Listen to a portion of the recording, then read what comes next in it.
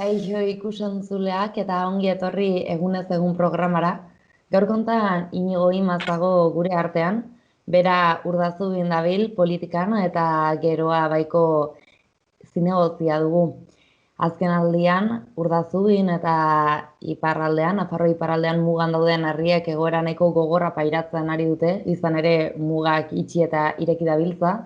Eta gaur kontan horren inguruan mintzatzeko aukera izango dugu Inigorekin. Egunon Inigo, zer moduz?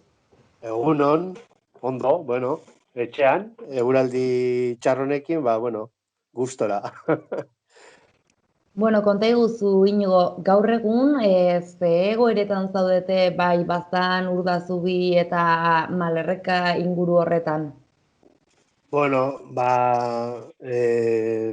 badaramogu pandemiaren afera hasi zenetik, martxotik aurrera badaramagu egoera larri batean, ez? Bueno, nik uste dut estatu guztian eta Europa guztian ere egoerak bakoitzak ditu bere egoera kaskarrak, ez? Baina gure kasuan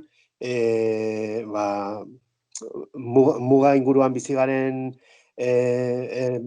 herritarrentzat egoera nahiko kaltegarria da, ez? Bai Frantziako jendeari bentetan zerbitzu ematen dion jendean aldetik, eta bai Gipuzkoan eta egunerokoa egiten duen jendearentzat, ez? Eta ekonomikoki ere harremanak beti izan dira, aski lotura handikoak bai Gipuzkoarekin eta bai iparraldearekin, eta hori iparraldetik haratago dagoen jendearekin, eta badaramagu bai pandemiaren ondorioz alarma estatuak mugak ertsi zituenetik, eta bai orain azkeneko berriak izan du dira, naiz eta normaltasuna guztiz ez dugu neuki, bai adibidez mugako bentak bai badaramate denboralditxo bat funtzionatzen ari direla, baina funtzionatzen ari dira ez normaltasun oso. Orduan orain lehengo egunean Geroa baiko zenbait udaltaldek sinatu genuen prentsaohar bat, azken neurriak hartu direnak izan direlako zenbait pasabide estea, ez? Orduan hori ja izan du da guretzako beste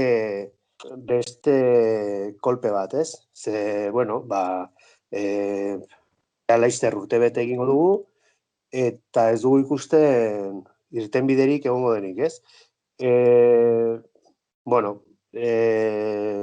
Suposatu galdera gehiago ukiko dituzula, baditugu asko esateko, baina egoera da, batez ere jendea ja dago nekatuta eta oso kezkatuta, noski. Ezin dugu ahaztu, azkenean muga horretan benta unitz daudela, eta benta horietatik familia haundiz bizi direla, ez? Hau da, bentetako langileen ehuneko haundi bat, Baztan, Malerreka eta Bortzirietatik mugitzen da, ez da? Bai, gero ere, badira hauniz jende ere, Iruña ingurutik ere etortzen direnak, edo Irun aldetik eta bai, bentak ari dira pairatzen egoera larri bat, eta gainera ez dira bakarrikan bentak eta bentetan lan egiten duen jendea, baizik eta benten inguruan mugitzen diren hainbat autonomo ere,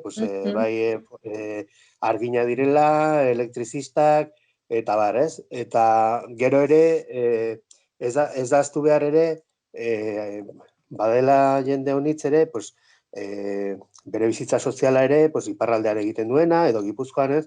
Eta bai, larriena da, hori, ekonomiak badituela hainbat ezaugarri egoera honek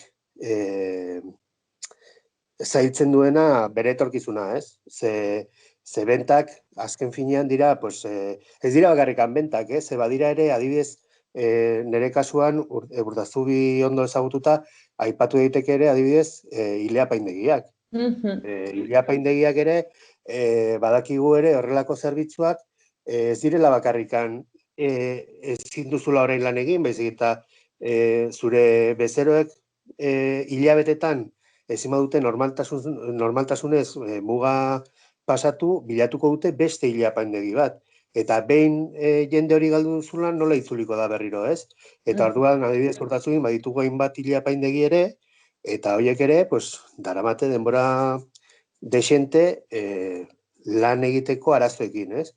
Eta hori benten asuntua, gu bai saiatu garela batez ere, ze gauza bada, gu ditugun ezaugarri ekonomikoak, eta beste gauza bada, hemendikan kanpo nola ikusten den, ez? Orduan, pandemian ondorio sartu ziren neurriekin, bai ikusi genuen, bazirela gauza batzuk ulergaitzak zirenak, ez? Adibidez, Frantziako muga irekita egotea, Frantzian ez delako hain neurri zorrotzak bere momentuan, eta gure zonaldean, kontutan eukita ere, bentak oso nukleo bereziak direla, ez? Ez daudela herrietan bertan, baizik eta daudela pues, mugan ondoan, eta direla geografikoki mugatuak dauden eremuak, ez? Eta guk bai ez genuela ulertzen, zergatikan jarri bertziren Espainiaren aldetik kontrolak, justo Frantziako mugan, eta ez pues, kilometro bat aintzina, edo azken finean Frantziatik irekia zeolako, baina Espainiako poliziak jende atzera botatzen zuelako, ez? Eta guretzako hori da ikuspegi orokor horretan galtzen zelako zonaldearen berezitasuna, ez? Guretzako hori izan ziteken bide bat, gure ekonomia behintzat ezain kaltetuta egoteko, ez? Frantziaren aldean ez zegoen egoera hain larria, teorian, behintzat ofizialki, eta posible zen gure bentak jarraitzea lanean, eta lanpostua jarraitzea lanean, ze jende haunitz egondu da ertean, eta indikan ere, bueno, ez da denbora asko, jende asko hasi dela berriro bere lan arruntarekin, ez? Baina bueno, indikan normalidadea ez dugu lortu, eta badirudi berriro atzera pausoak ekuko ditugula, bueno, orain berriki ere jatetxeak ere pues, mugatu dira, eta bueno, pues, ari dira enpresari handiak, ze, klaro, bentak daude handiak, txikiak, horiek bai ari dira neurri batzuk hartzen, pues, adibidez, karpak kanpoan jarriz, parkinetan, jarraitzeko jatetxeetan eta bazkaria zerbitzatzen, ez? Baina benta txiki asko daude etxitak, edo ordutegi murriztu batekin, eta bueno. Askorendako iparraldeko muga hori, nahiz eta muga bisuala ez izan, baina egiten du, ez? Hau da, oraindik ere bai, ez balin bazara mugan bizi, edo ez balin bazu realitate hori ezagutzen koste egiten da ulertzea, baina adibidez, Nafarroako puntu batetik bestera, Urdazuetik berara joateko, iparraldea gurutzatuz gero, askoz ere azkarrago egiten da bidea, Nafarro ati joaten bazara baino, ez? Bai, hala da. Eta adibidez, aipatu duzun puntu horretan, eta baita ere, bastandik pasatu nahi baduzu Benafarrora, pues, izpegitik pasatu altzara, eta bestela joan bertzara dantxarinetik edo errotik. Eta horrek, pues, luzatzen dizkizu ibilbideak desente, ez? Berako kasuan oso argia da, egunero pasatzen direlako, ez dakizki datu ofiziala, baina milaka esaten badugu, ez gabiltza oker, ez? Bai lanera, bera eta lesakako poligono industrialetara, edo bai Gipuzkoara, edo bai eguneroko beste gauza batzuk egitera, ez da? Eta, klaro, orain egin behar duzun ibilbidea da, edo iparraldetik pasatzen zara, edo, bueno, iparraldetik, baina beste buelta handiago bat eman da, ez, Lantxarinetik, edo bestela, joan bertzara, Elizondo, Mugeire, eta, pues, 121 errepide hartuta, bai, eta, klar, orduan, egunerokotasuna zailtzen dizuz, azken finean, Urdazubi edo Zugarramorditik joan nahi baduzu berara, iaia Iruñara joatea bestela kostatzen zaizu, orduan, ez dakigu zenbat iraungo duen, gainera, itxitura horiek ez dute, ez diogu zentzu gehiagirik ikusten, ze itxitura horiek egiten badituzu kontroli gabe, biztandan jendea ari dela mugitzen eta pasatzen. Eta kontrola jartzen baduzu, ze arazo dago jendea pasatzeko bere nortasun agiria erakutsita edo dena delakoa, ez? Eta orduan, ez dakigu zergatik hartzen diren erabaki horiek, eta, bueno, gu bai ikusten dugula, berriro ere, zonaldetik kanpo, erran duzun bezala, ez da ondo ulertzen, eta, adibidez, lehendakari ordeak egindako adierazpenetan argi eta garbi ikusten da, gero egia da onartu zuela, erratu zela, bere moduan, baina ikusten dugu sensibilidade hori falta dela, ez? Esatea horrek ez duela egoera, ez duela garrantzi handirik, ez? Orain ez dut gogoratzen zehatzak zeintzuk izan ziren, baina, bueno, bai guretzako izan duzela, beste adibide bat ikusteko ez dela ulertzen. Ez dela kontuan eukiten mugak ze berezitasun dituen eta ze egoera dagoen ekonomikoki, sozialki eta arlo guztietan. Inigo, mugen itxiera bi arrazoiengatik eman da alde batetik, Gipuzko aldera hurbiltzen bagara, COVID-aren egoera edo krisia dago arrazoi moduan, baina iparraldera hurbiltzen bagara terrorismoaren aurkako protokoloa dela aipatzen da, ez? Ze egoeratan dago Frantzia edo zeren beldur da muga horiek zabaltzen badira Frantzia aldetik? Kurioso da, ze orain terrorismoaren afera honekin, orain arte eskatzen zen dokumentu bat pasatzeko justifikatuz zertarazoa zen, medikura edo gai administratiboak dituzulako bete behar, edo, bueno, dena delako baziren hainbat puntu ez. Eta orain aldiz, terrorismoaren alarmarekin, laxoagoa dagoela bezala. Badirudi, bueno, hor daude jendarmeak, baina ez dizute eskatzen dokumentu hori. Pasatzen zara arazori gabe. Galdetzen dizute, eramaten dituzun zigarrete paketeak, tabakoa, bueno, badirelako hainbat muga ere, zenbat kartoi atera daitezken ta hori, baina edo norazoa zen, baina, bueno, nahiko aleatorioa da, ez? Orduan, teorian hori alerta terrorista euki genuen orain dela hilabete batzuk ere, egon duzen alerta moduko bat ere, eta, bueno, dira erabaki batzuk, ez dakigu oso ondo ze arrazoi dauden, batzutan pentsatu dezakezu ere, igual Frantziari interesatzen zaiola pixkat muga estea, ez?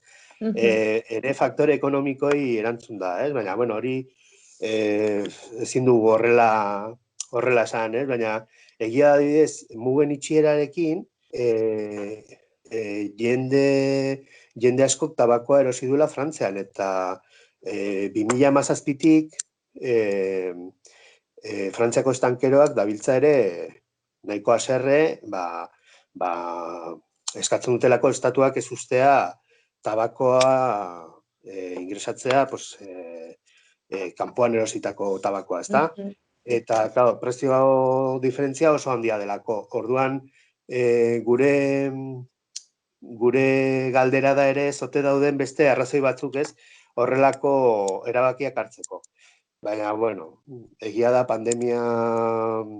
pandemiarekin neurriak Espainialdetikan gogorragoak zirela, eta orain Frantzian aipatzen zen gaur hartuko zirela neurri berria, baina badirudi oraingoz ezetz.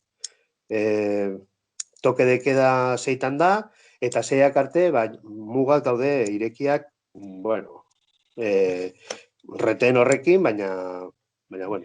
Baina hori kuriosoa da, lehen eskatzen zituten dokumentuaren ez dizute eskatzen, pandemia gu etxean geundenean, etxean martxotik maiatza aldera, Frantzian ez zegoen inolako, Frantzia aldean ez zegoen inolako trabarik, Espainia jartzen zituen trabak, pasatzeko libreki, eta, bueno, egoera horretan gaude, ez? Estatuek ze erabaki hartzen duten, guk pairatzen dugu, eta ez batzuk eta ez besteak, ez dirudi kontutan dutenik gu garela, pues beste realitate bat, ez? Bai gure aldetik eta bai beraien aldetik, ez?